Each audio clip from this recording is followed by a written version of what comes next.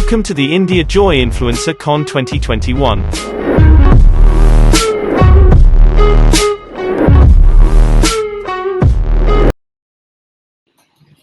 Hey guys, welcome back. Welcome back to yet another session of Influencer Con. Today we have awesome Anupama, who has been mesmerizing people with her content related to painting, parenting, parental education, then breastfeeding.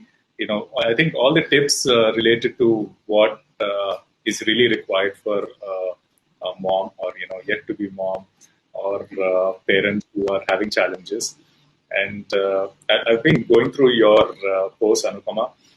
How do you dance? I mean, how do you make people work out? And I think as a group, when you guys come together and dance, I think the entire equation of what you're trying to teach people, the message which you want to pass on, I think you don't have to put it in words. You don't have to say something. It all shows up. So how did this start? And the friends in this particular community, and mostly people who are budding influencers and nano-influencers who have now started the journey, they want to know what worked with Anupama, and all the questions would be oriented towards that. So we want to hear from you. How did this start? Yeah, so I think it was like 10 years back, I started my career as a prenatal educator and a pregnancy coach. Okay, so at that time, what happened was selling the idea of coming for a pregnancy class itself was a big thing, because it was a section ruled by people at home. So pregnancy advices were meant to come from grandmothers, mothers, aunties, and neighbors, not from an educator. So the whole idea to get people to understand the need for prenatal class itself was a big challenge. And me being a graduate, working abroad and all that, when it came into my own pregnancy, honestly, I was in the mercy of elders at home. So when people were telling me, you're not having milk, you're not eating the right food. The doctors were telling something. People at home were telling me, don't trust the doctor. You should trust your grandmother. She's 90 years old. She can give you better advices. And so even as a well-educated person, when it comes to something like pregnancy, my logic was just not even working. Okay, I still have people, asking me in my preconception classes, Anuka, can we have a cat at home when we are trying to conceive? And I'll be like, what? But what happens is this whole thing of pregnancy looks like a ghost, and it's made to look like a ghost to many of them. So be it pre-pregnancy, pregnancy, and breastfeeding, which is such a natural thing. I think I felt there was a void with women trusting their bodies. Okay, there was a big void because though it was something so natural, we were not able to do it. We were doubting ourselves. Okay, even when I was pregnant for the first time, just looking at my physique, I always doubted, will I be able to have a vaginal birth? Will I be able to successfully become pregnant? Because people are telling you like, oh my God, those days I carried like 10, loads of water, and I did so much, and then I had a vaginal birth, and you girls are sitting in front of the computer. It's not going to work. And that starts giving you a scare that, oh, maybe my body is not fit enough. And I think that's where I wanted to fill the space. I wanted women to trust their bodies better. I wanted families to help women trust their bodies better. I wanted men to help their women to trust their bodies better. So that's the whole reason why we started on this journey. And I think, from the very beginning, I was on social media. I always looked at social media as an extension of myself. See, being an educator, I am my brand. I am my brand ambassador. So I thought it was very important for people to resonate with me, to actually get to understand what I'm trying to tell. They need to know who is Anupama, how is her day-to-day life? Who is she living with? Okay, what are her problems? Okay, for only when they had that confidence, I think it was easier for them to accept what I was saying. Okay, so it was like I had to show I was practicing what I was preaching. So though in my prenatal classes, we used to dance as a group and all that. When came COVID and my second pregnancy, and I had no one to dance with, I had to just do it like, self dances, and I was putting up because I wanted women to trust their body. Yeah, so got it. So the whole concept of using my social media was like I wanted to carry on this message that pre-pregnancy, pregnancy, breastfeeding, postpartum parenting is something, okay, that women have to start believing in themselves, that their greatest helping hands comes at the end of their own fingers. Yeah, so that is the message I'm trying to spread on social media. Okay, but yes, so I always looked at it, and on a personal side, I felt social media was like a memory to me. So any important thing, I used to love to post it. Okay, anything at home. I mean, everything. So for me, social media is also an extension of myself. It's memories for me. So when I go and look back, okay, last year we did this, the year before that. I mean, it's such a lovely digital album. That's how I look at my own social media page. So more than to everyone else, it's something that I look back on a regular basis.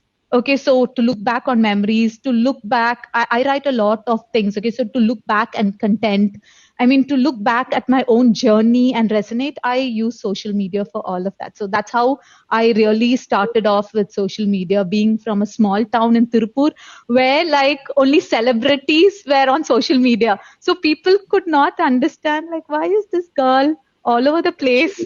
I mean, why is it every time we open the phone, she's there? Oh my God.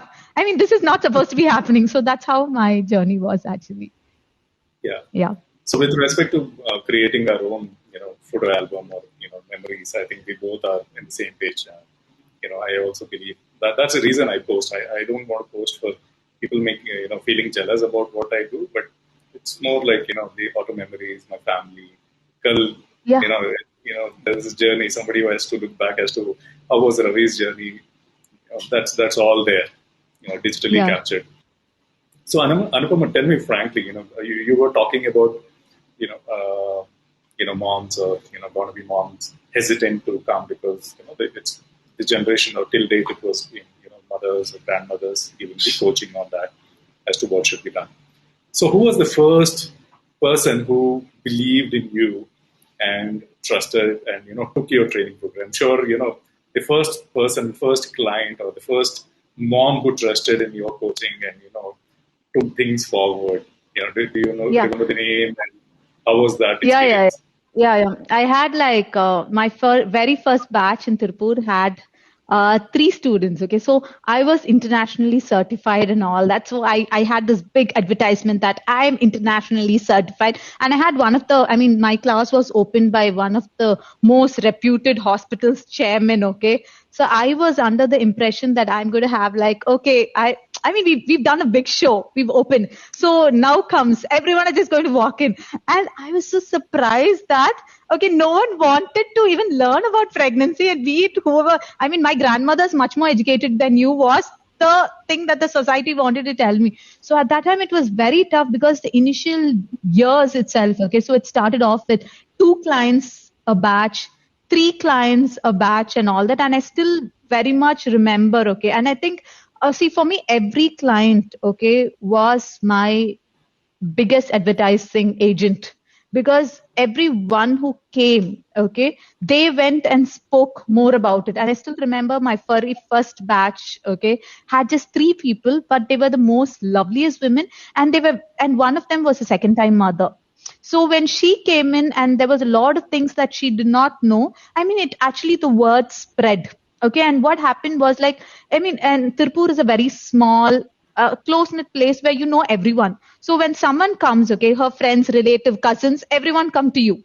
Okay, because they go and they like propagate for you, they advertise for you, they like go to Anuka's class, she's telling. Then also a point, okay, I started bringing mother-in-laws and mothers to class. I understood one thing very clearly, that just educating women is not working.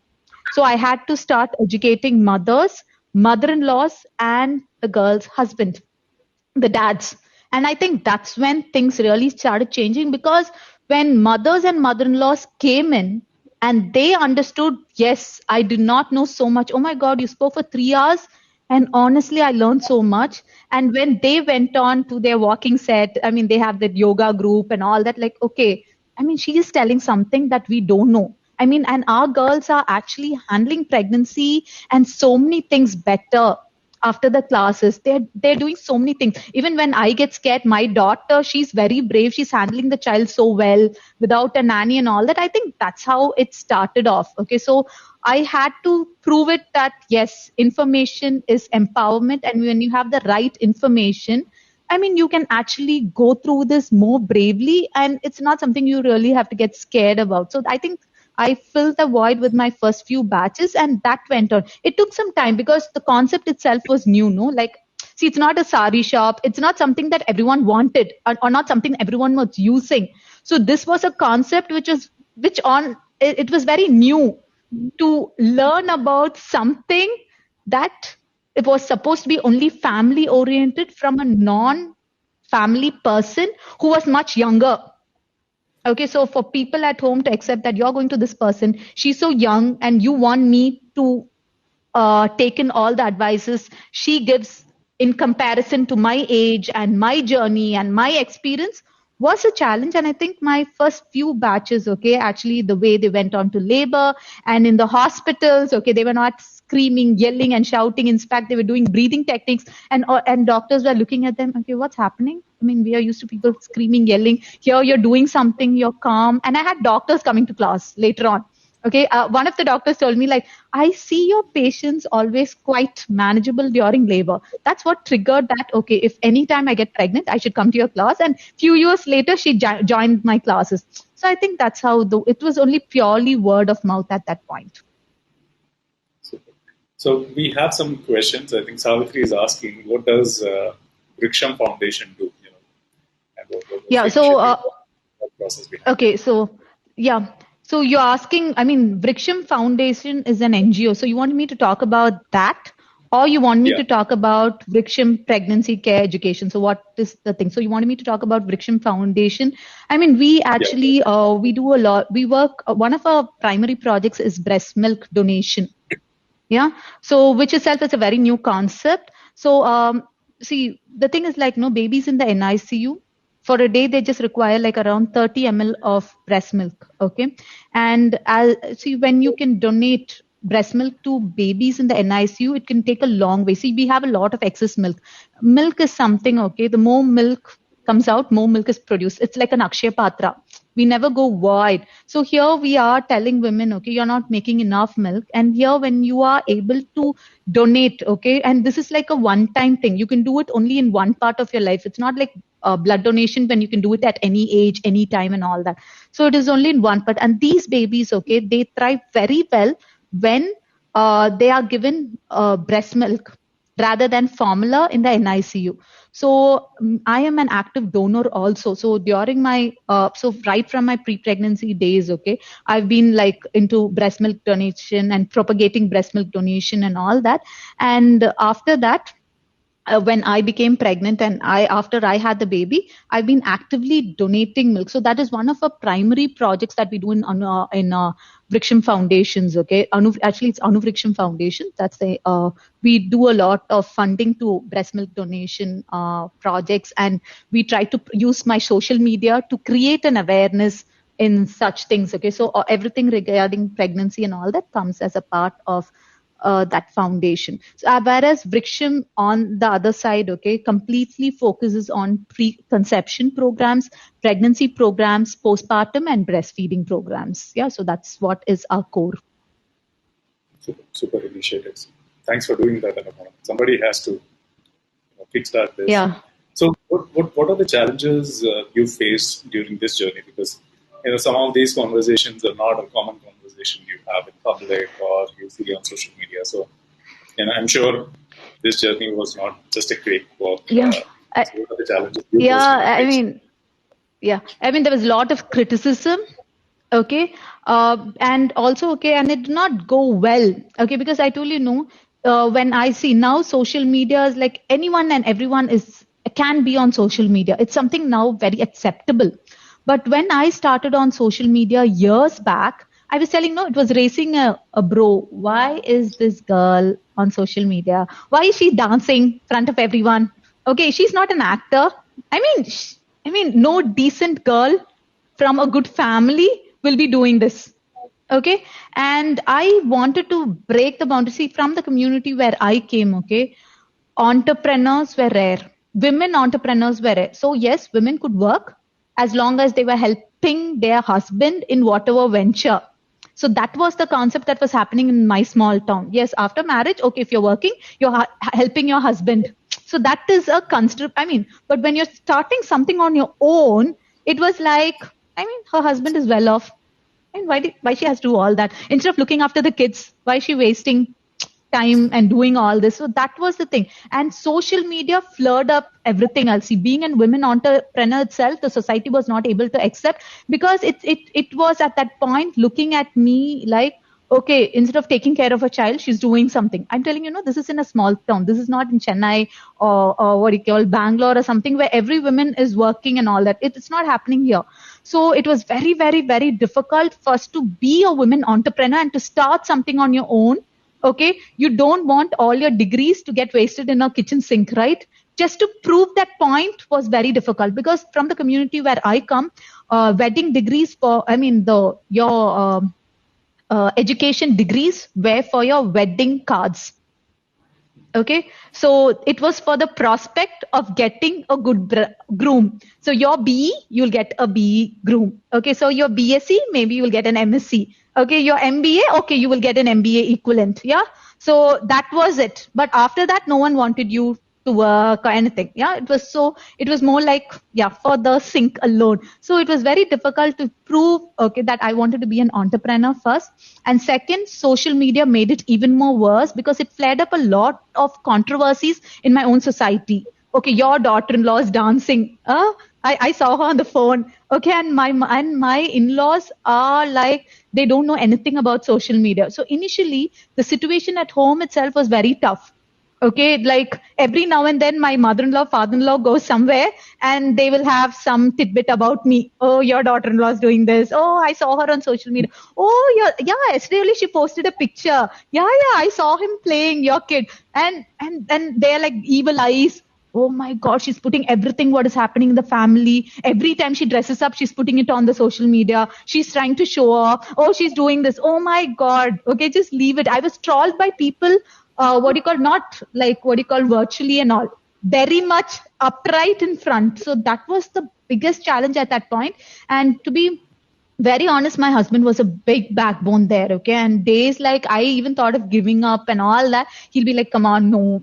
And he actually pushed me. So I don't know. Okay. I don't know how is it elsewhere in the world and all that. But being someone who was born and brought up in a village, okay, and coming and having, starting up a family in a small town, I don't know, okay, whether behind every successful man there's a woman. But if you have to be successful in a small town like me, honestly, you need a band to back you up. And I'm so glad that happened for me. Otherwise, I don't know, honestly, to tell you if I would have had a chance to stand up, because it was, okay, in reality, it was very tough to fight the society in person. So I'm not talking about virtual trolls and all that's happening on social media now. Those days, it was direct. Okay, then you really go to a family function and you're bombarded. You go to a wedding, you're bombarded. So it was very much in person. So I think that was the biggest challenge. And you keep like, okay, better days are coming, and someone telling you you're doing the right thing actually keeps you going. And I think that time the positivity from youngsters was the difference, because I used to get so many DMs and I used to keep showing it to my husband on a regular basis.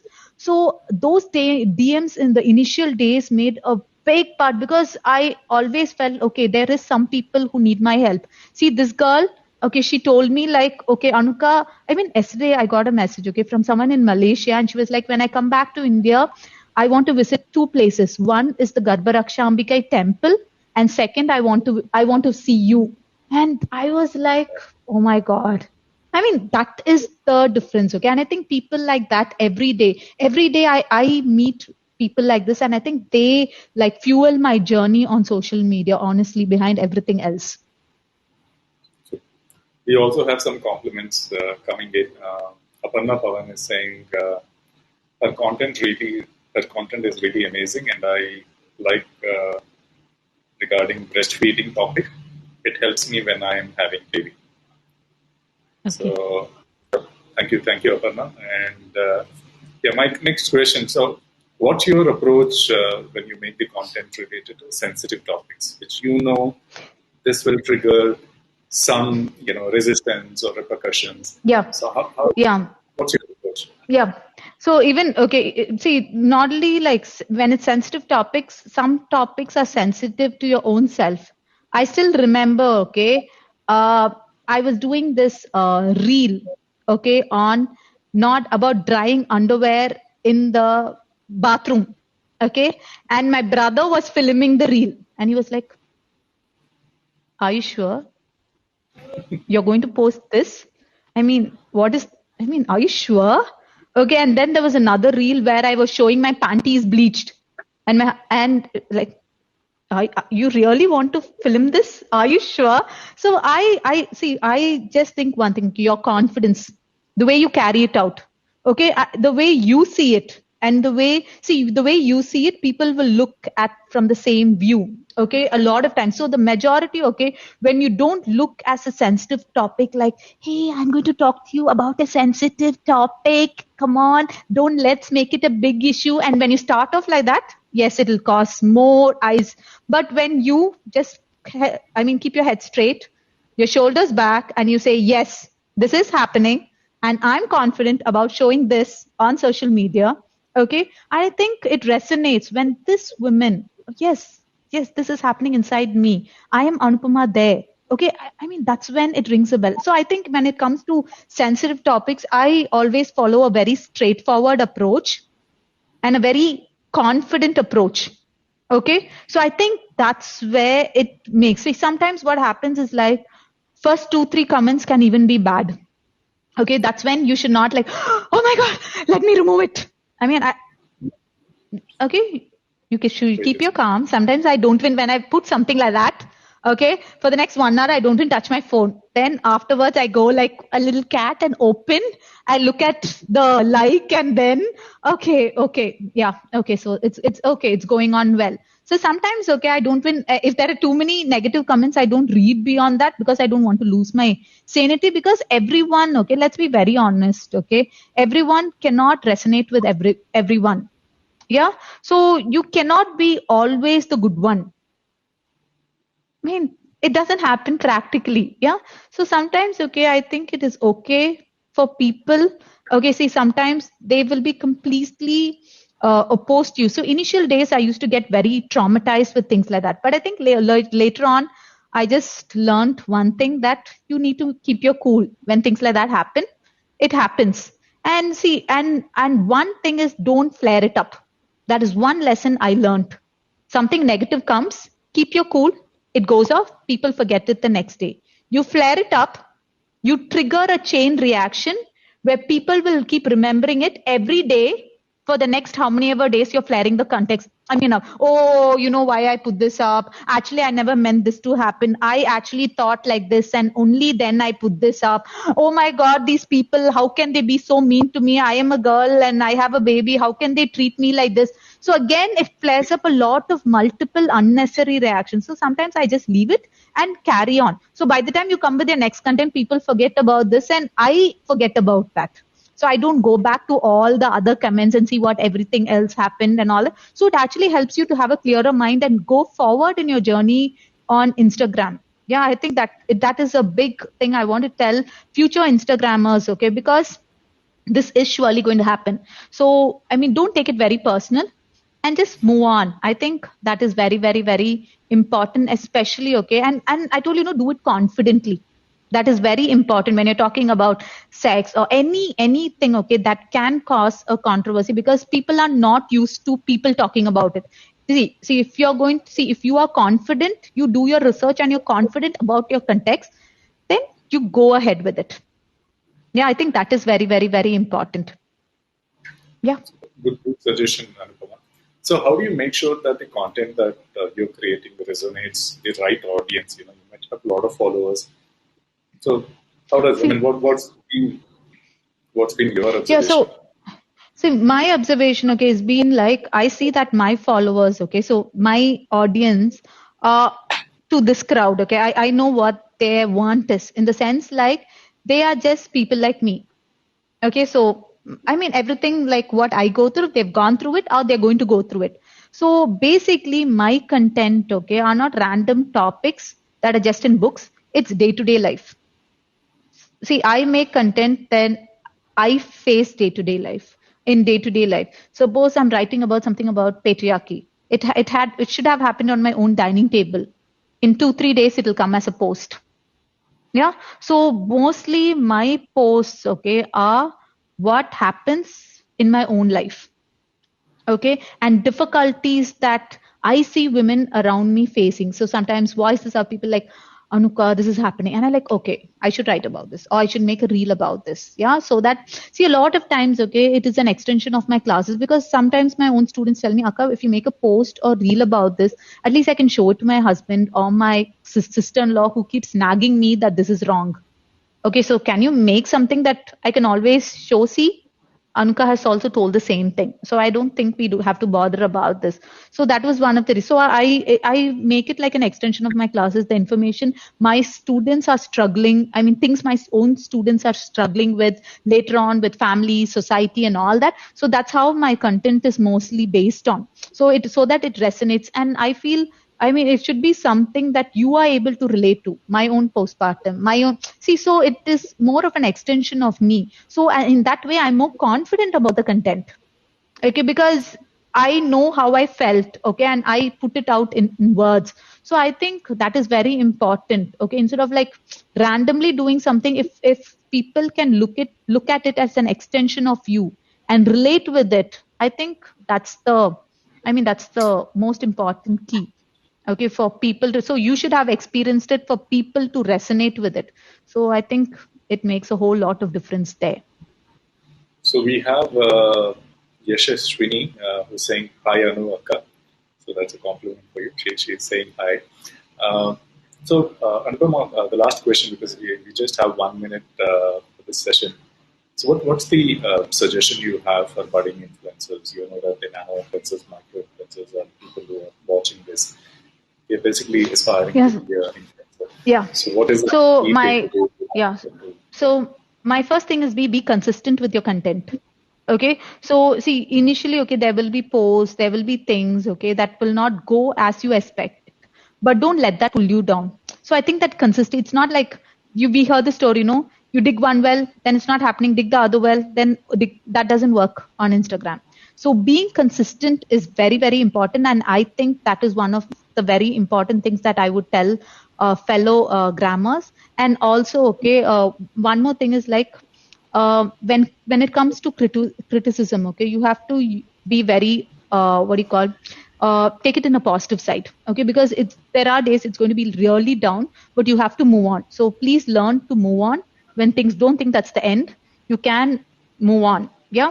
And okay, don't look, okay, see, sometimes what happens is that Instagram algorithm itself is very all over the place sometimes. So that can also be the reason why something doesn't go well. So don't always take everything personal. I'm not good enough, or my content is not good. It can be also technical things. So I always think that is also something you should consider.